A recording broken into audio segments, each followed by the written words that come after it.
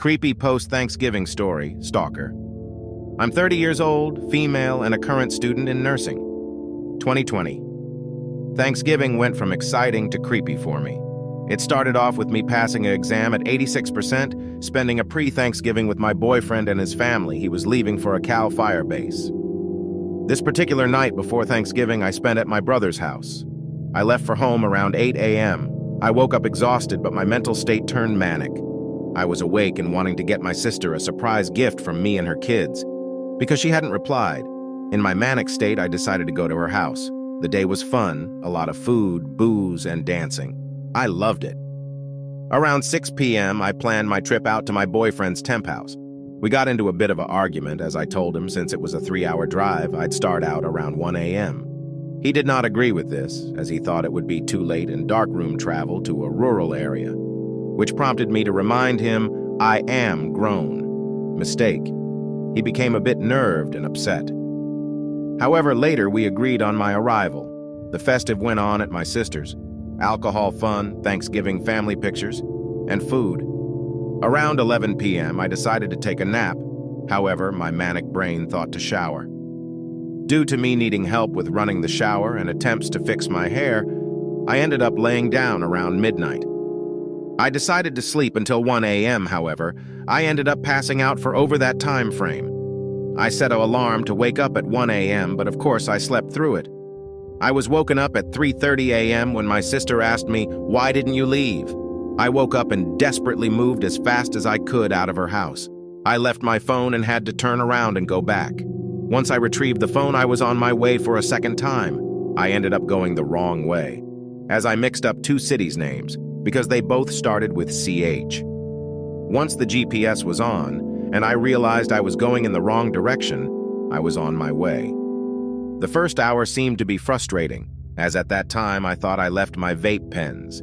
Thanks to my sister telling me I left my pens, which she meant actual pens, not her fault, but mine.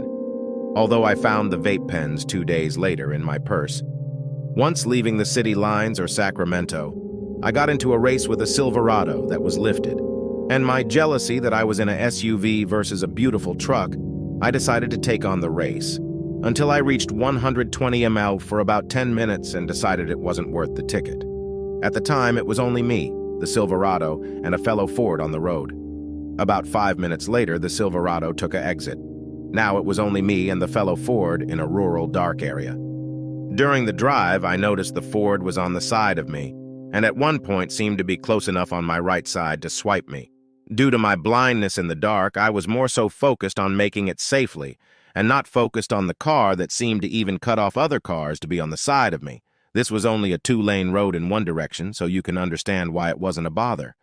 We made it to a small town that meant taking a major street for about 3-5 miles, going through stoplights.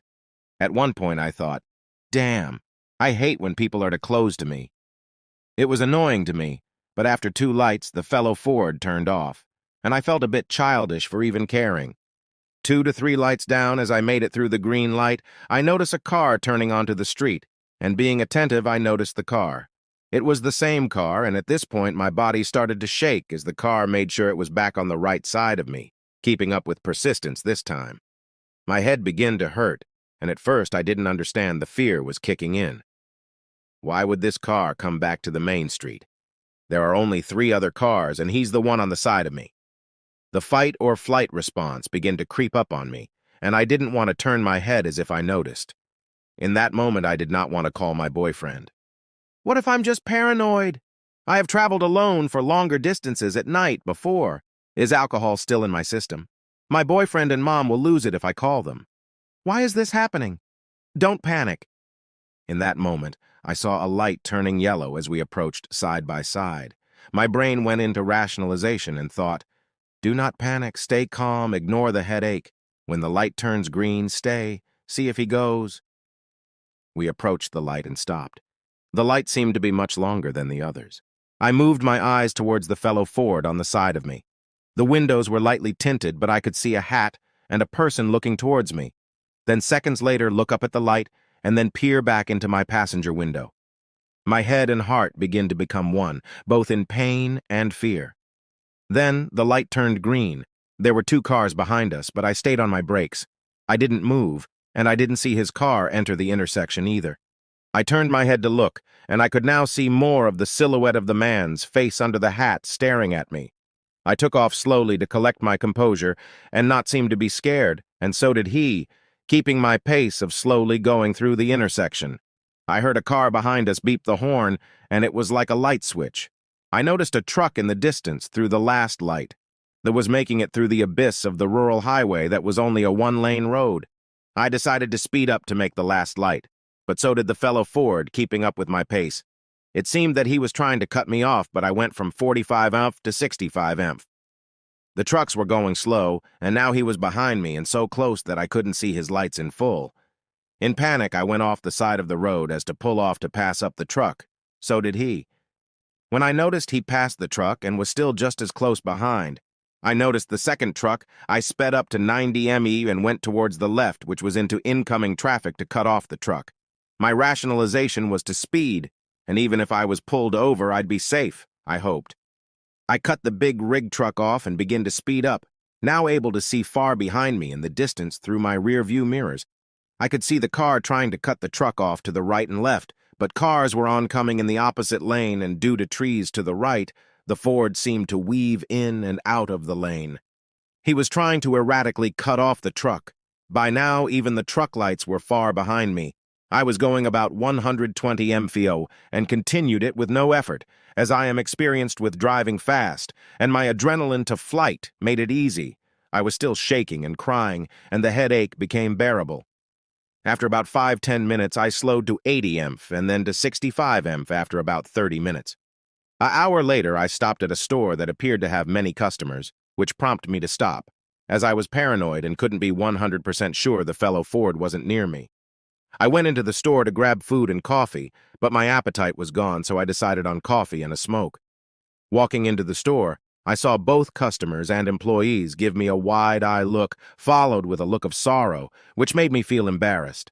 I was shaking, and my makeup had run all over my face from the crying, and I'm sure I looked like I was coming down off of drugs from the fact that my sympathetic nerve was transferring its hard work over to the parasympathetic nerve. I was coming down off the adrenaline. I went to pay for my coffee and request smokes, but the shaking made it hard for me to enter my PIN for my debit card. I had to try 3 times. Back to the car I went in fear, my head pounded into my ears. I hoped some tobacco would calm me. The smoke seemed to help calm me down slightly, but the shaking and headache persisted in a bearable manner. The sun was coming up, and I was almost there. I was still shaking and still upset and crying on and off. Of course, when I made it to my boyfriend's, he could sense it and was able to get the truth out of me. I could see he was upset, but he tried to console me with a hug and kiss and encouraging rest so I could calm down. It was hard to study that day. The headache persisted, and I stayed in bed.